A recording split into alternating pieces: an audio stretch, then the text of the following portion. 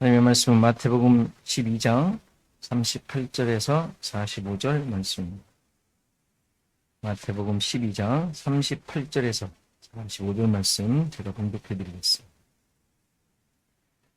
그때 서기관과 바리새인 중 몇 사람이 말하되 선생님이여 우리에게 표적 보여주시기를 원하나이다.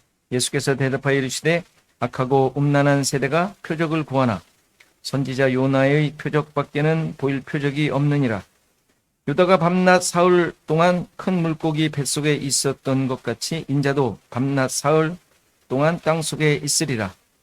심판때에 니느웨 사람들이 일어나 이 세대 사람을 정죄하리니 이는 그들이 요나의 전도를 듣고 회개하였음이거니와 요나보다 더 큰 이가 여기 있으며 심판때에 남방 여왕이 일어나 이 세대 사람을 정죄하리니 이는 그가 솔로몬의 지혜로운 말을 들으려고 땅끝에서 왔음이거니와 솔로몬보다 더 큰 이가 여기 있느니라. 더러운 귀신이 사람에게서 나갔을 때 물 없는 곳으로 다니며 쉬기를 구하되 쉴 곳을 얻지 못하고 이에 이르되 내가 나온 내 집으로 돌아가리라 하고 와 보니 그 집이 비고 청소되고 수리되었거늘 이에 가서 저보다 더 악한 귀신 7을 데리고 들어가서 거하니 그 사람의 나중 형편이 전보다 더욱 심하게 되느니라. 이 악한 세대가 또한 이렇게 되리라. 아멘.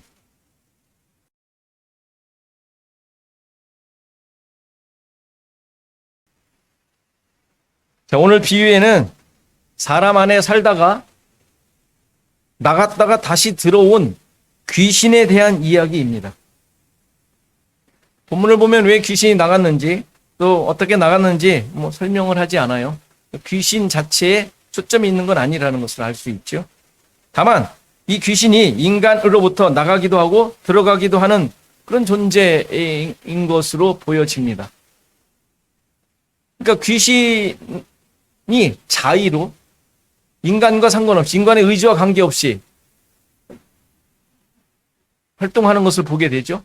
그러니까 인간이 어떻게 제어할 수 없는 존재라는 것은 확실한 것 같습니다. 여기서 귀신이라는 존재에 대해 너무 지나치게 집중할 필요는 없습니다. 흔히 여러분들 귀신 그러면 인간을 놀라게 하는 어떤 영적 존재로 생각하지 않습니까? 귀신을 보았다는 사람도 있고 또 귀신이 들려서 비정상적인 행동을 보이는 사람도 있습니다. 여러분들은 이런 귀신의 존재에 대해 어떻게 생각하시는지요? 들은 이야기 말고 여러분들 스스로가 직접 보신 적 있습니까? 봤을 수 있을지 모르겠어요. 그 귀신 맞아요?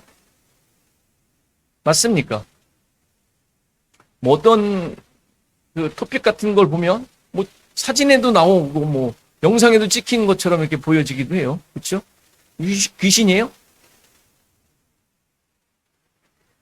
혹시 이런 귀신의 그 행동, 귀신의 노름에 해를 입으신 적 있어요? 가위 눌린 거 말고. 가위는 귀신이 아니니까. 놀라고 무섭다고는 하지만 귀신으로부터 어떤 영향을 받은 경우는 없으셨을 것입니다. 그렇지 않아요? 머리만 쭈뼛해졌을 뿐이지 진짜 귀신이었는지 아닌지 모르고 내가 놀라서 그랬던 거 아니에요? 또 그렇게 했다고 해서 여러분들이 시름시름 앓다가 죽었어요? 그런 분들 있잖아요. 혹시 영향을 받았냐 이거예요. 제가 그거 묻고 싶은 거예요. 여러분들이 혹시 존재를 이렇게 믿고 있다면 그런 영향을 받은 적이 있느냐 이거예요. 물론 성경에서 이런 귀신의 존재는 분명하게 나옵니다. 그러나 그들이 나오는 이유는, 성경에서 나오는 이유는, 목적은 하나님 나라가 임했다는 증거를 보여주기 위함이에요. 하나님 나라가 임했다. 그래서 귀신을 쫓아내는 것이 병을 고치고 죄인이 회개하는 것과 같은 모습으로 나오는 거예요. 그 사람이 온전하게 된다라는 차원에서 귀신의 어떤 그 역사나 일함이 나오는 것이지, 그것이 무슨 하나님과 대항을 해서 하나님과 싸워서 하나님 나라를 침범하고 무슨 뭘 방해하고 하는 것으로 나오는 것은 아니에요. 따라서 이러한 내용들로 보아 이 모든 것은 하나님을 모르고 죄인으로 살고 있는 자들의 모습을 보여주고 있는 하나의 그냥 설명일 뿐이에요.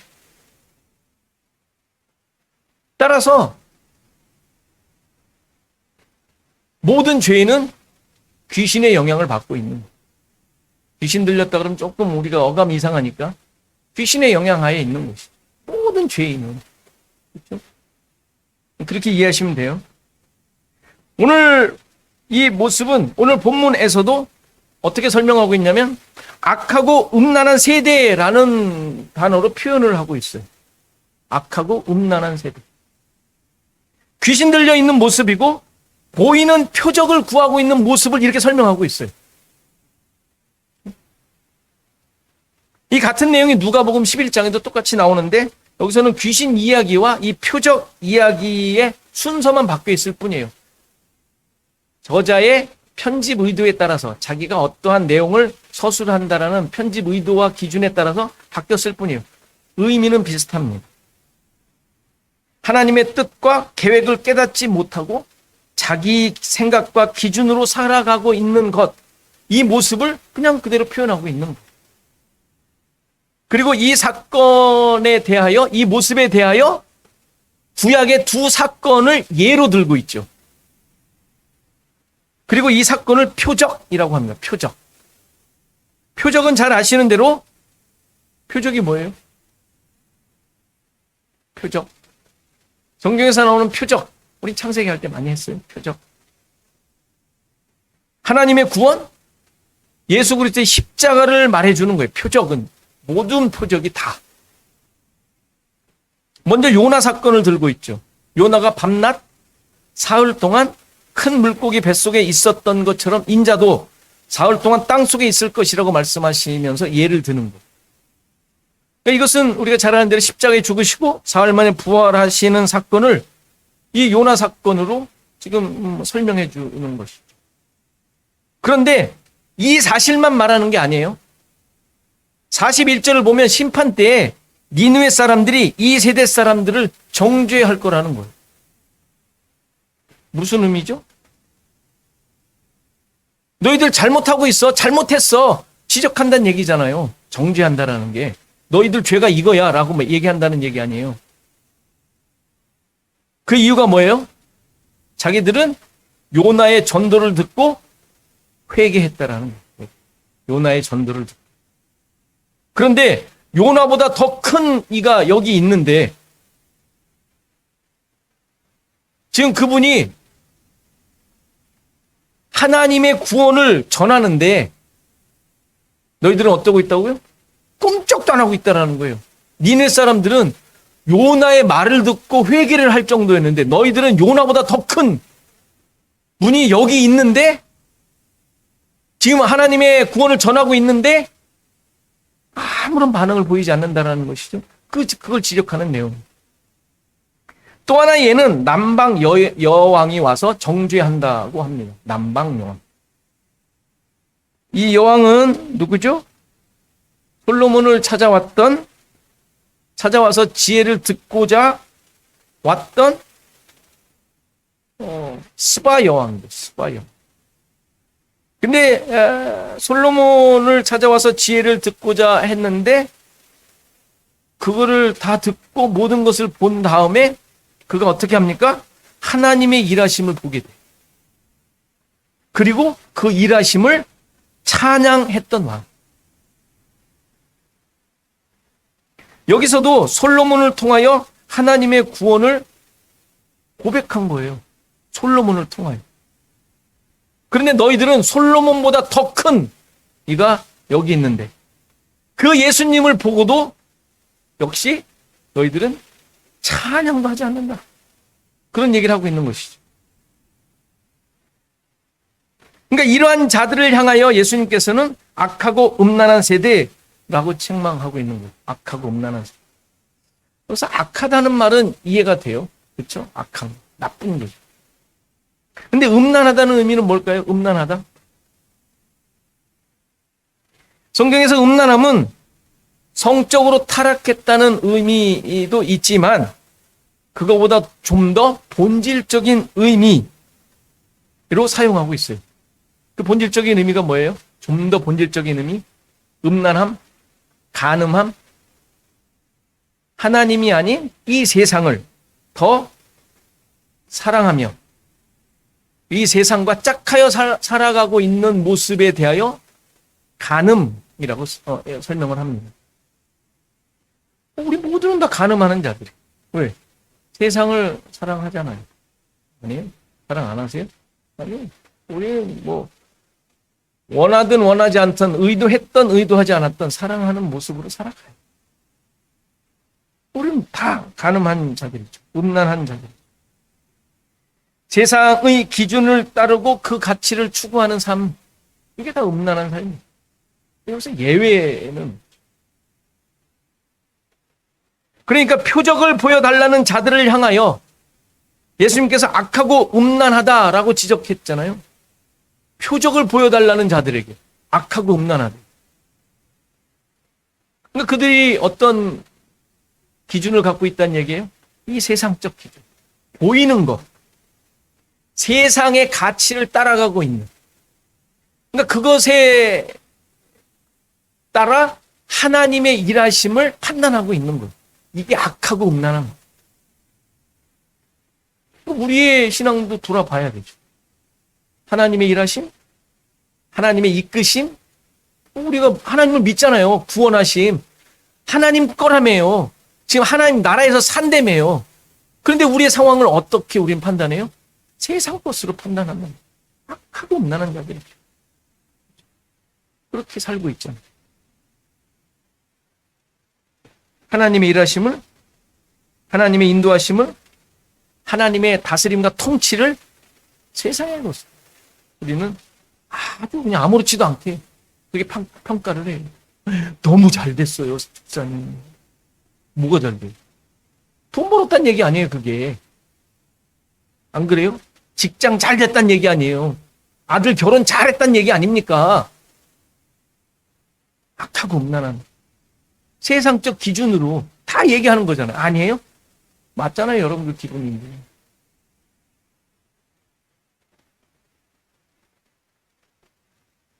그러니까 이들이 하나님의 일하심에 대해 예수님을 통하여 일하고 계신 내용에 대해 그렇게 판단하고 있었던 거예요. 그렇게. 그렇게 판단하니까 어떻게 돼요? 예수님이 지금 구원하시는 내용에 대해서 그렇게 판단하고 있는 거예요. 저 말도 안 된다. 말도 안 된다. 어떻게 저런 사람들을 구원하느냐. 하나님의 구원 역사라고?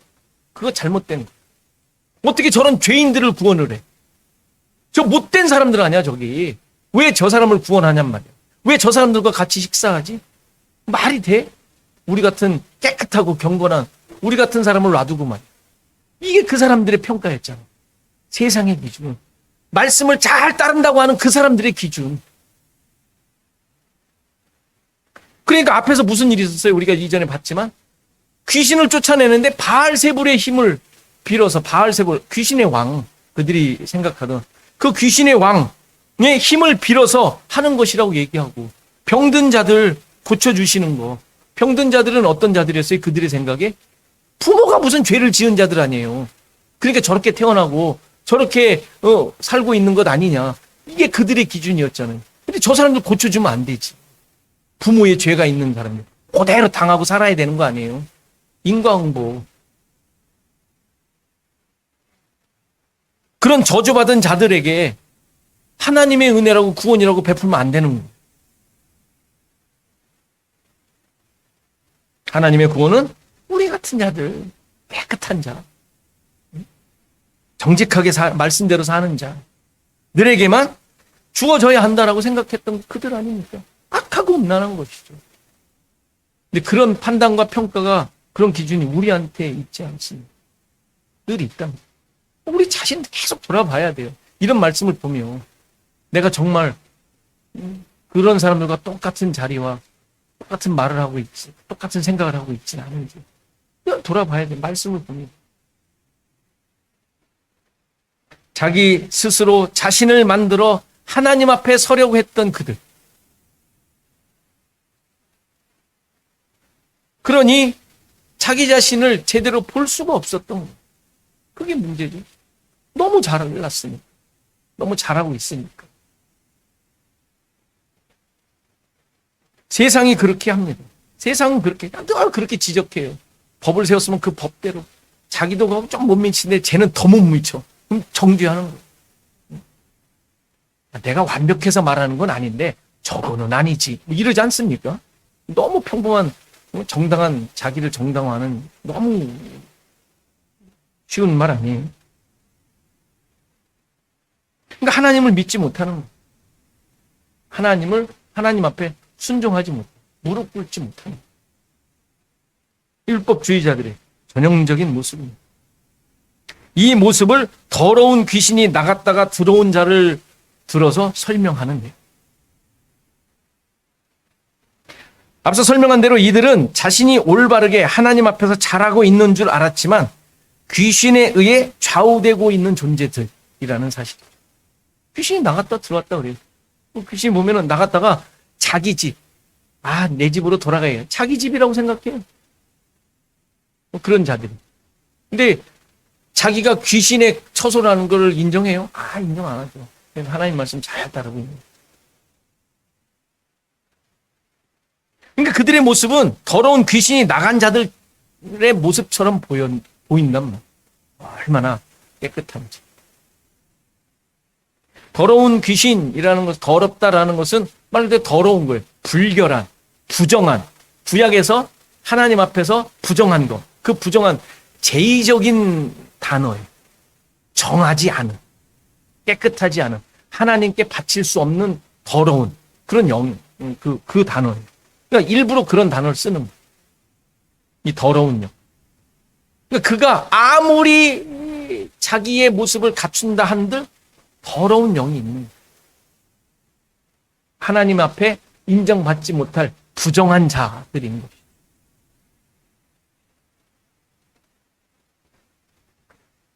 아까도 말씀드렸지만 이 더러운 영이 어떻게 왜 이들에게서 떠나는지는 설명되질 않아요. 그건 중요치 않은 것으로 이 비유에서는 나옵니다. 그리고 그렇다고 그들이 그것으로 바르게 된 것이라고 설명하지도 않습니다. 다만 더러운 영이 떠난 자의 모습에 대해 설명을 해요. 어떻게 설명해요? 44절에 다시 왔는데 그가 어떻게 되어 있어요? 이 더러운 영이 떠났던 자의 모습이 어떻게 되어 있어요? 집이 비어 있고 청소되고 수리되었다라고 얘기를 합니다. 이게 도대체 무슨 의미입니까? 여기서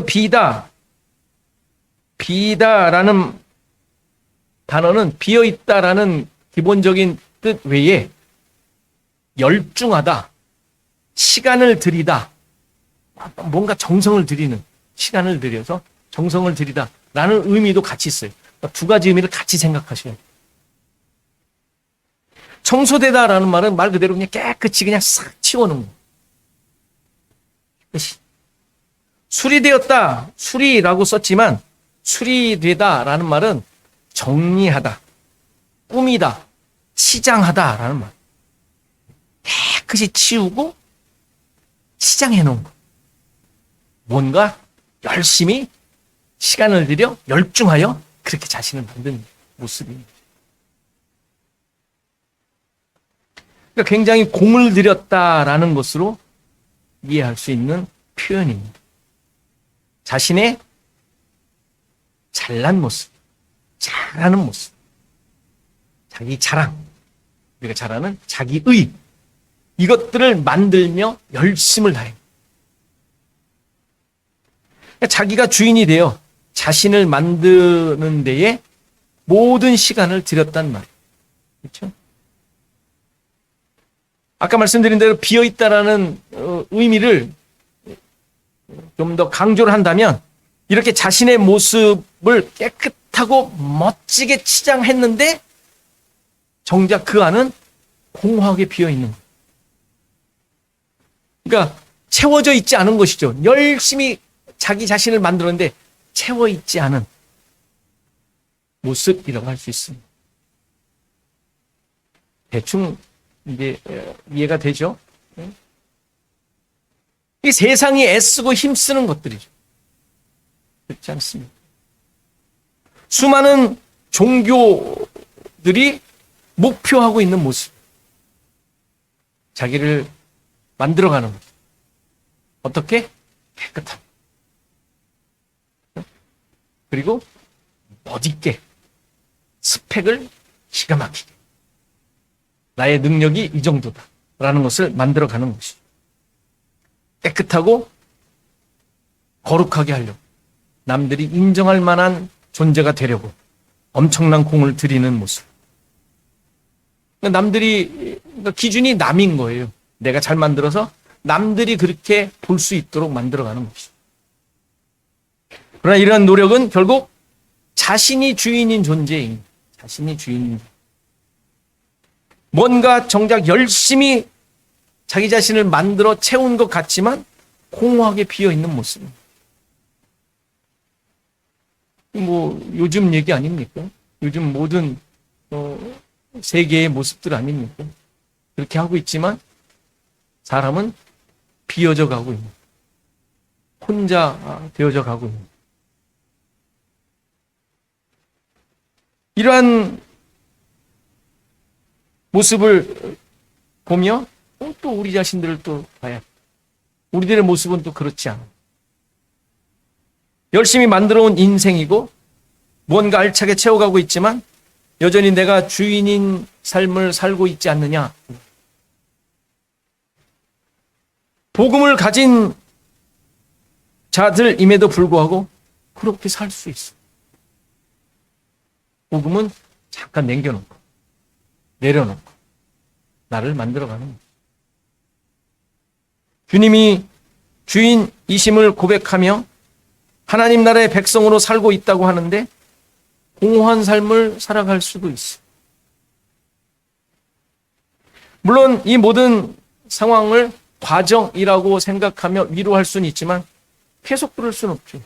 그렇죠? 우리는 계속 그럴 수 있는 존재는 아닙니다. 당연히 우리에게도 요나의 표적, 남방 여왕의 지적이 필요해요. 그것을 우리 자신들을 말씀을 통하여 확인하셔야 돼요. 계속 확인하셔야 돼요. 내가 지금 어떻게 어떤 자로 만들어져 가고 있는지. 내가 만들어가는 건 아니지 않습니까? 내가 나를 어떻게 만들겠어요? 그렇죠? 뭐를 어떻게 사운드를 만들어지겠어요? 하나님께서 만들어져 가는데 내가 순종하고 있고 거기에 항복하고 있는가 확인하시라는 거예요. 아까 말씀드린 대로 요나 사건은 예수님의 죽으심과 부활만을 말하는 게 아니에요. 니느웨 사람들을 굳이 등장시킨 이유가 있는 거예요. 그것이 표적이 되어 니느웨 사람들이 회개에 이르렀다라는 데 중요한 거예요. 방점이 있는 거예요. 여러분, 회개는 뭐라 그랬어요? 앞에서도 우리가 계속 살폈지만 회개는 단순한 뉘우침이 아니라 그랬어요. 뭐예요? 회개는 주인이 바뀌는 사건. 주인이 바뀌는 사건. 공허한 자기 확신이 아니라 내 안에 하나님의 다스림으로 채워지고 있는가를 확인합니다. 하나님의 다스림으로 채워지는 것. 이게 회개죠. 하나님의 동행하심으로 내 삶이 살아가고 있는 것. 이게 회개인 거예요. 회개. 그래서 우리는 이것을 간단하게 하나님의 임재로 설명을 했고 성령의 함께하심, 동행하심으로 설명을 했어요. 이게 회개예요. 회개. 무언가 그냥 뭐 잘못한 거 다 털어놓는 것이 아니라 물론 그런 모습도 있죠. 그러나 아주 일부인 거죠. 일부의 내용이죠. 하나님과 동행, 하나님의 임재, 내가 거기에 순종하며 엎드리고 있는가? 예, 임재인 거. 그러면서 나에게 하신 그 하나님의 역사를 고백하며 찬양하는 삶. 하나님의 하신 일을 높이는 것, 그게 찬양이잖아요. 찬양. 찬양은 노래가 아니에요. 단어 자체가 높이는 거예요. 높이는 거. 이게 찬양이에요. praise. 여러분들 이런 찬양 평상시에 하세요? 그냥 막 하기가 멋쩍으니까 곡조를 붙여서 노래를 부르는 거예요. 그렇죠? 웅변처럼 하긴 좀 쑥스럽잖아요. 노래를 부르는 거예요. 곡조를. 여러분들 지난 한 주간 혹시 찬양하신 적 있으세요? 혼자라도. 아니면 뭔가 따라서 흥얼흥얼 하신 적 있으세요?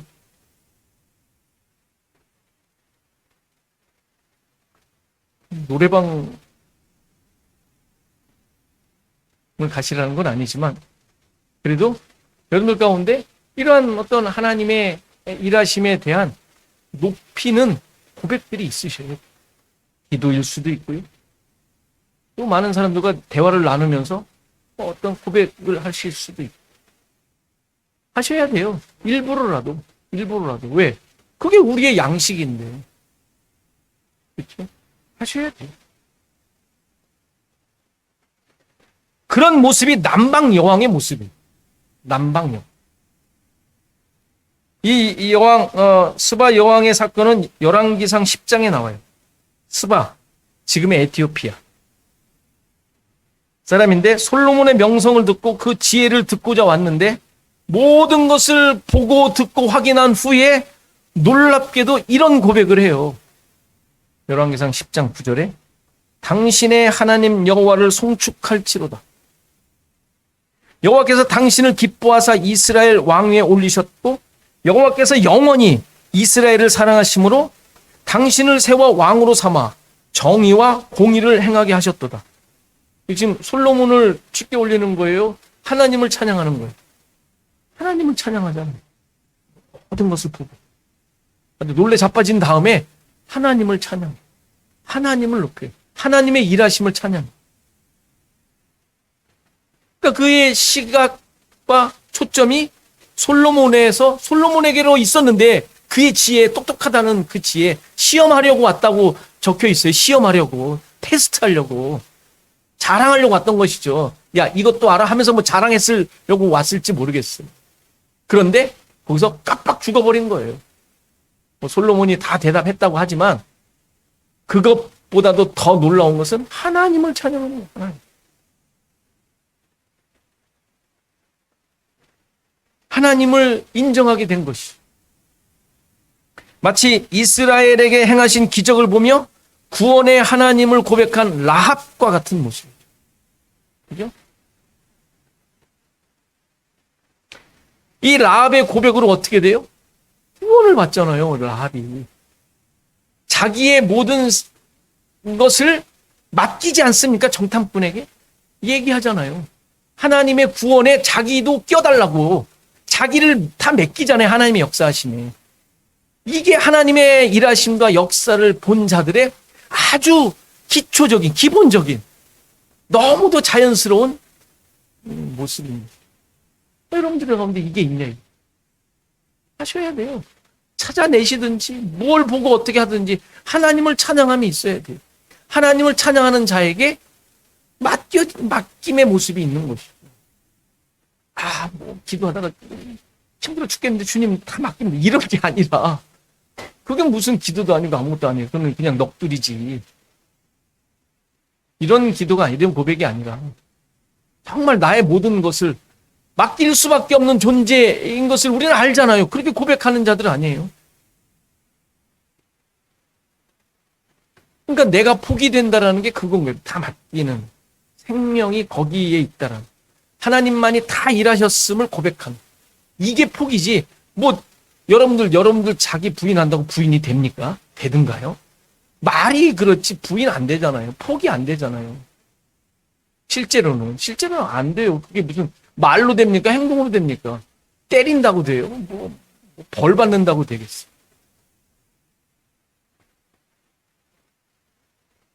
주인이 바뀌는 사건은 하나님의 일하심을 인정하는 것에서 시작이 돼요. 인정하는 것.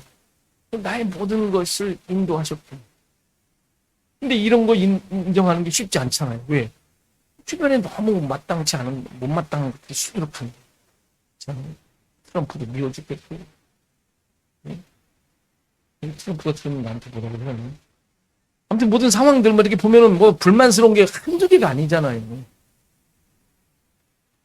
근데 하나님의 일하심을 인정할 수 있냐? 뭐. 훈련이에요. 연습이에요. 말씀을 보면 무릎 꿇는 거. 그럴 수밖에 없습니다.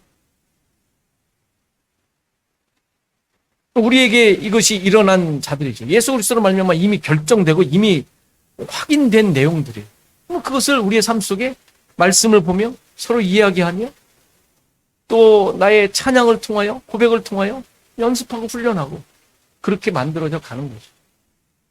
나의 주인이 하나님이심을 순간순간마다 우리가 해내야 되는 거예요. 그래서 지어져 가잖아요. 성령의 이끄심으로. 거기 항복하는 거죠. 성령의 이끄심에 나를 만들어 나를 채워 성전이 되게 하시는 하나님이 거하시는 귀신이 다시 들어오는 그런 집이 아니라 성령께서 우리를 만들어 가시는데 항복한 연습과 훈련과 고백을 하는 거죠.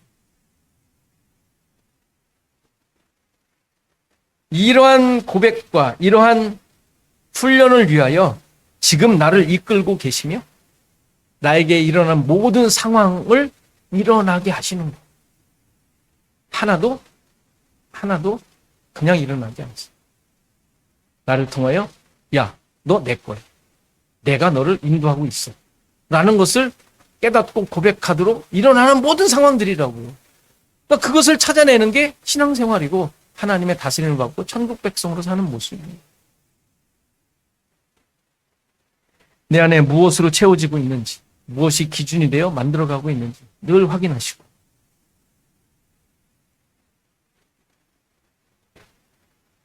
복음을 깨닫게 하시고 구원을 얻게 하신 그래서 내 안에 하나님 나라가 이루어지게 하시는 그분의 다스림에 그래서 그분이 사시는 처소가 된 성령의 인도하심을 받아 살아가는 그래서 주님과 동행하시는 저희들의 삶이 되기를 간절히 바랍니다.